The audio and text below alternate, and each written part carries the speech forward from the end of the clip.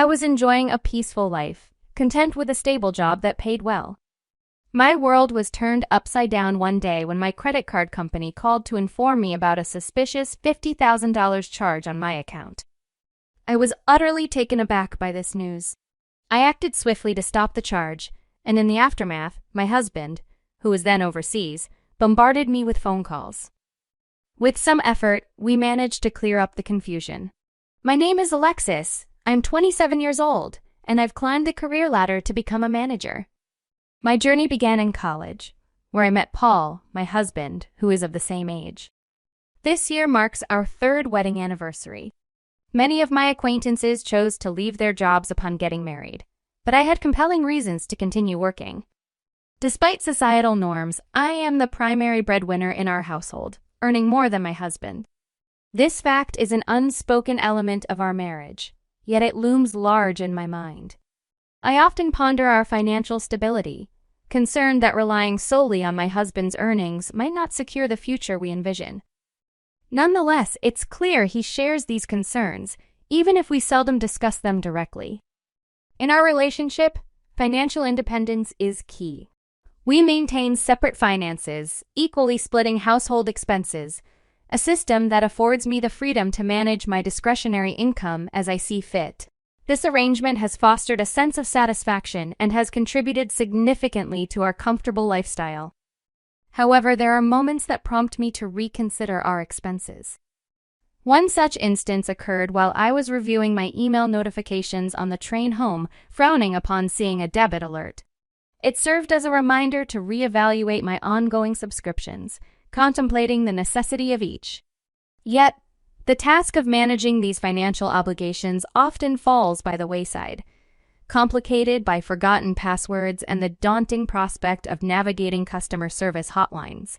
The restricted availability of these services, confined to standard working hours, does little to ease the situation, creating a paradox for working individuals like myself who find it nearly impossible to reach out during these times.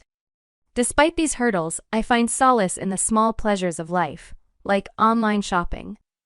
It serves as a brief escape from the pressures of work, with the arrival of each parcel bringing a fleeting moment of joy. Yet, these moments of happiness are quickly overshadowed by the realization of the need to manage my finances more prudently. The comfort of returning home always brings a sense of relief, a reminder of the stable life we've built together, despite the occasional financial folly. When I walked into the living room, I immediately felt annoyed. Socks were scattered on the floor, empty cans were on the table, and there were a phone and a sweatshirt on the sofa. Yes, this was my husband's doing.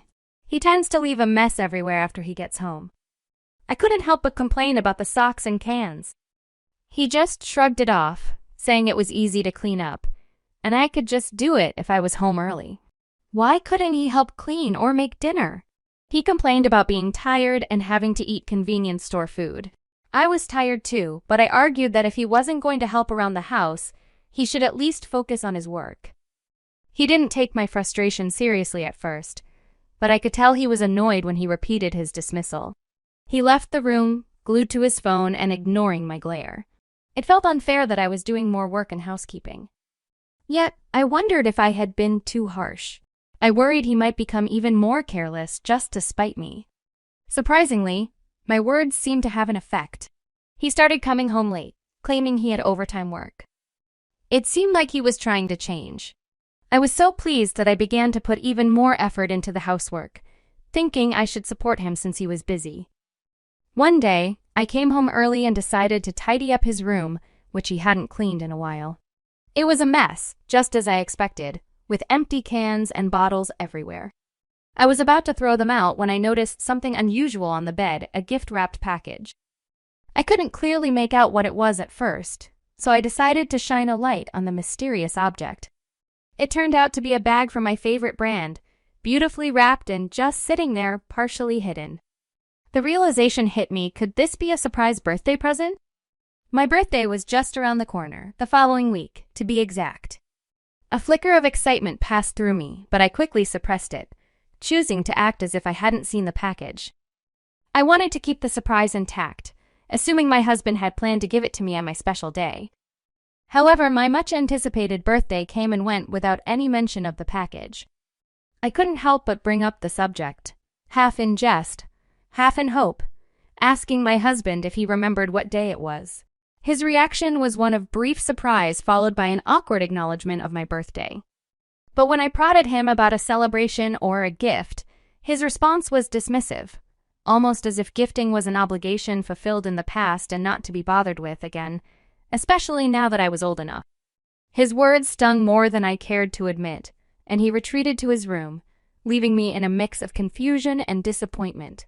The situation took an even more peculiar turn when, out of the blue, my husband announced he was scheduled for an overseas business trip the following week.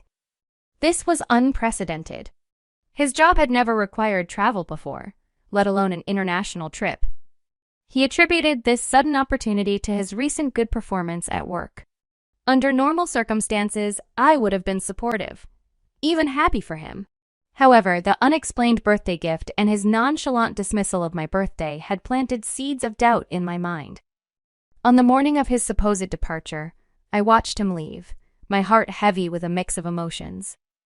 Once he was gone, I couldn't resist the urge to investigate further. I ventured into his room, a place I hadn't stepped into since the day I discovered the hidden gift. My heart raced as I looked under the bed where the gift had been, only to find nothing. The absence of the package confirmed my suspicions. There was more to the story than he was letting on. This wasn't about a business trip. It was something else entirely. Dragging myself to work that day felt like moving through molasses. My thoughts were elsewhere, caught in a loop of doubts, fears, and unspoken questions about my husband's actions and intentions. I struggled to concentrate, my work suffering as a result.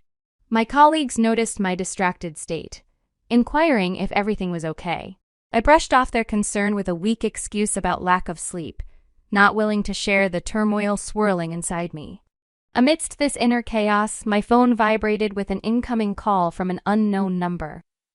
Normally, I would ignore such calls, but given the day's earlier revelations and my heightened state of anxiety, I felt compelled to answer. Maybe it was intuition or perhaps desperation for any piece of information that could shed light on the situation. I picked up the phone, my heart pounding in anticipation of what or who awaited on the other end. I had to step out for a bit and press the button to answer my phone in the hallway. It was the credit card company calling. I started worrying it wasn't my husband calling and realized I would have to share my password and other details. I wondered what they wanted, and the person on the phone quickly explained. They were calling because my account showed more than $20,000 spent, actually $50,000. I couldn't believe it and panicked, thinking there was no way that was right. I hurried back to my desk to check my wallet, but it was missing along with the credit card that should have been inside. I got back on the phone and asked if I could stop the transaction. Luckily, it was still pending, so they said I could stop it. I felt a bit better, but knew this wasn't the end of it. I told them I didn't have my card and asked them to treat it as if it were stolen. The person agreed to start the process right away. Even after hanging up, my heart wouldn't calm down. I told my boss I was feeling sick, that my credit card might have been stolen and misused, and I needed to leave early to sort things out. My colleagues and boss were concerned and let me go home. Rushing to catch the train, I saw my husband had called me many times, almost as if he had something to do with this mess. I got home, tossed my bag aside, and went straight to my husband's room. I opened his computer to check his search history and saw luxury cruises and travel packages for couples at the top. I wasn't supposed to know about any trip. I checked the destination and realized this was the business trip he mentioned. It was clear it wasn't a business trip at all. I looked through my emails and found it a booking confirmation with the name Mario on it. Who is this woman? I was so angry I nearly broke the keyboard, but I forced myself to look for more proof. My phone kept ringing, driving me crazy.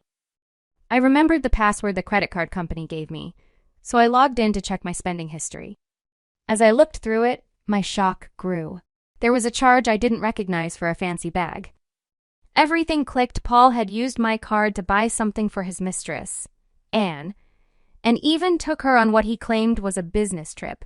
Frustrated and angry, I finally answered my constantly ringing phone.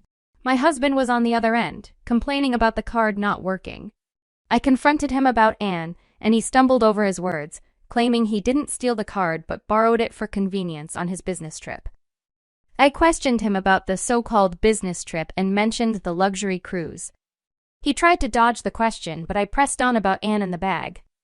He tried to act confused, but I laid out everything I knew: the cruise, the couple's travel package, the $50,000 spending, and the payments to Anne using my card. Hearing all this, my husband could only repeat, "I understand," as if finally realizing the gravity of the situation. After he admitted to cheating and awkwardly apologized over the phone, pleading for me to reactivate the credit card so he could return home, I felt a mix of anger and disbelief. His assumption that a simple apology would erase his betrayal was absurd. I sharply told him to enjoy his indefinite stay at the resort, effectively ending our relationship with that phone call. Ignoring his attempts to continue the conversation, I hung up. His persistent calls soon followed, each ringtone amplifying my frustration until I decided to block his number, seeking some peace from the incessant buzzing. Knowing his return flight was scheduled for noon in 3 days, as per the booking confirmation email he never intended for me to see, I sprang into action. These 3 days would be pivotal. My first task was daunting but necessary. I began the process of removing all my belongings from our shared home, severing the physical ties that bound us. The following day, armed with divorce papers and his computer, which contained undeniable evidence of his infidelity, I visited his parents. The revelation of their son's actions left them both furious and deeply apologetic. Their immediate response was supportive. They assured me of a swift divorce, a generous alimony of $145,000, and reimbursement for the expenses their son had wastefully incurred. As the day of his supposed return arrived, I received confirmation from his parents that the divorce papers were processed. They shared that, apart from the illicit credit card expenditures, he had not taken any money. The other woman, having learned of the entire fiasco, was enraged. In a fit of anger, she changed her ticket to leave for Singapore before him, leaving him stranded. It puzzled me why she hadn't taken more drastic measures, like taking his passport to further complicate his return. When he finally arrived back in Singapore, he was greeted by the stark reality of an empty home and a disconnected phone number mine. In desperation, he sought solace at his parents' house, only to be met with severe reprimand. They insisted he sign the divorce papers, officially ending our marriage. Complicating matters further, the woman now demanded from him a repayment of the $50,000 she presumably felt entitled to, given their affair and its lavish expenditures. His parents, once again, had to cover this amount, but with the stipulation that he repay them in full. Until then, his lifestyle was significantly curtailed, much like that of a strictly supervised teenager, complete with a 9 p.m. curfew. In the aftermath, armed with the necessary details from his parents, I pursued legal action against the woman for $7,000, seeking some form of restitution for the role she played in this ordeal. With that final act, I concluded this tumultuous chapter of my life, ready to move forward, free from the deceit and betrayal that had ensnared me. The next day, I went back to work. A lot of my coworkers, both my seniors and juniors, showed they cared about me. They asked, "Hey, are you okay? I'm here to listen if you need to talk." It made me feel thankful to work with such kind people. "Thanks. I really appreciate it. Let's grab a drink sometime, my treat. It'll be like a venting session," I suggested. They agreed, and it felt good to let out everything that happened while we shared some drinks. It was like I was washing away all the bad memories. I ended the night feeling hopeful, thinking that from now on, only good things would come my way. Yes, that's right, I told myself, feeling optimistic about the future. Alexis,